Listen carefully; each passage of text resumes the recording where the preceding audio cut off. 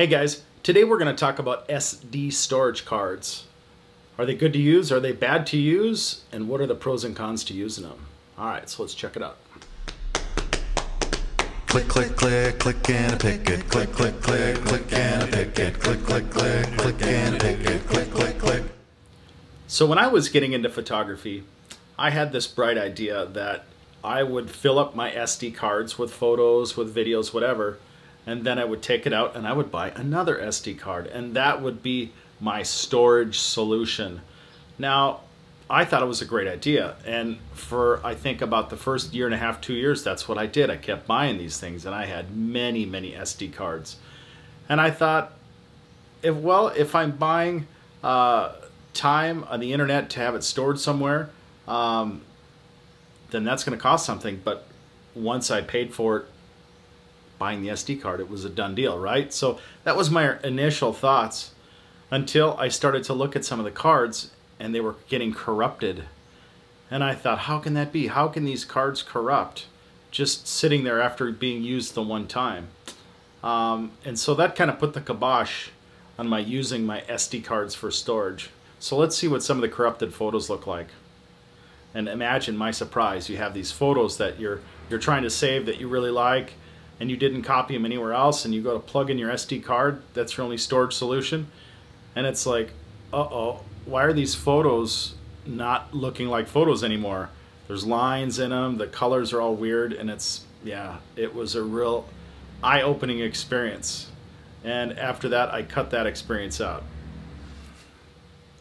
So one of the other things that I've noticed is that these cards are kind of flexible. And so if you keep taking them in and out of your camera, chances are they're going to go bad. They're not going to handle that kind of motion being pushed up against the spring in your camera and being released and pulled out.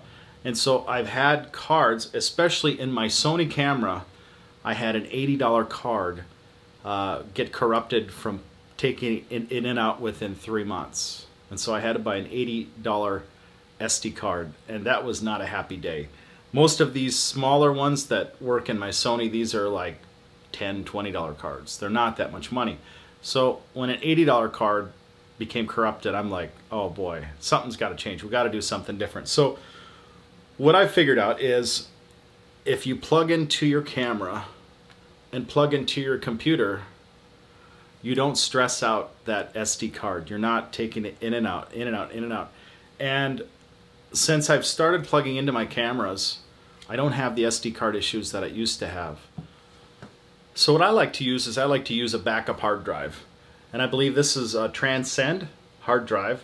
And this, I believe, is 2 terabytes. Now, 2 terabytes, that's a lot of storage. Most people, if you're doing photography, not really hardcore, it would probably take you a year to fill this up. This is a lot of storage.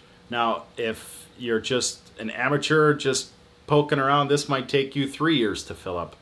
But if you're really, really, really hardcore, you might fill up 2 or 3 of these in a year. It just depends on your usage. But I believe this is the most practical, logical solution because you have the data always. It's yours. If something happens, then that's on you, right?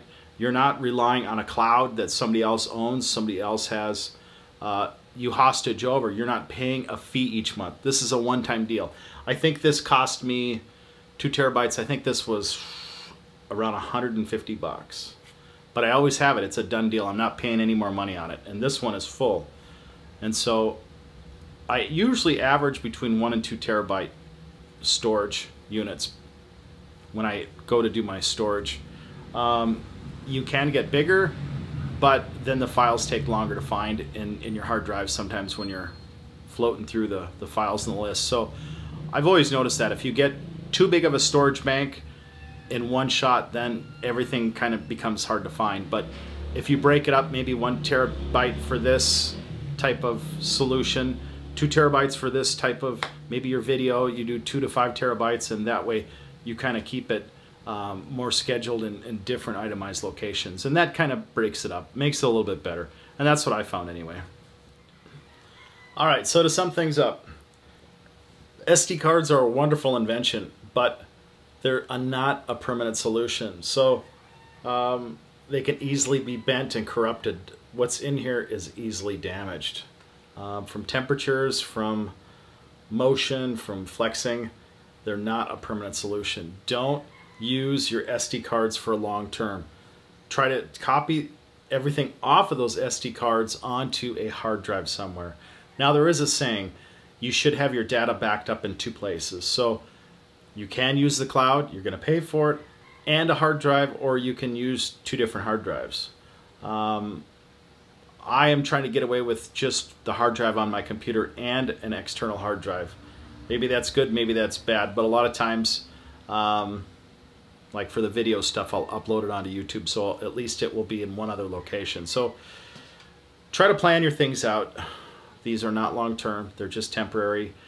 Avoid taking them in and out of your cameras. Try to use the available cord that comes with your camera to plug into the side of your camera and into your computer to upload any data that you need to have come off of that SD card. Try to avoid pulling that SD card out. I know a lot of the computers have the slot for the SD cards. Oh, slide it in here. But I think some of my cards even corrupted from static electricity, moving them in and out, just pressure, flexing, whatever it was. I've lost data. And when you look at the photos that I've seen, what does that feel like, right? Maybe it was a really good photo that you hoped that you could have forever, and that's why you left it on an SD card. But when it's gone, it's gone. There's no turning back, all right?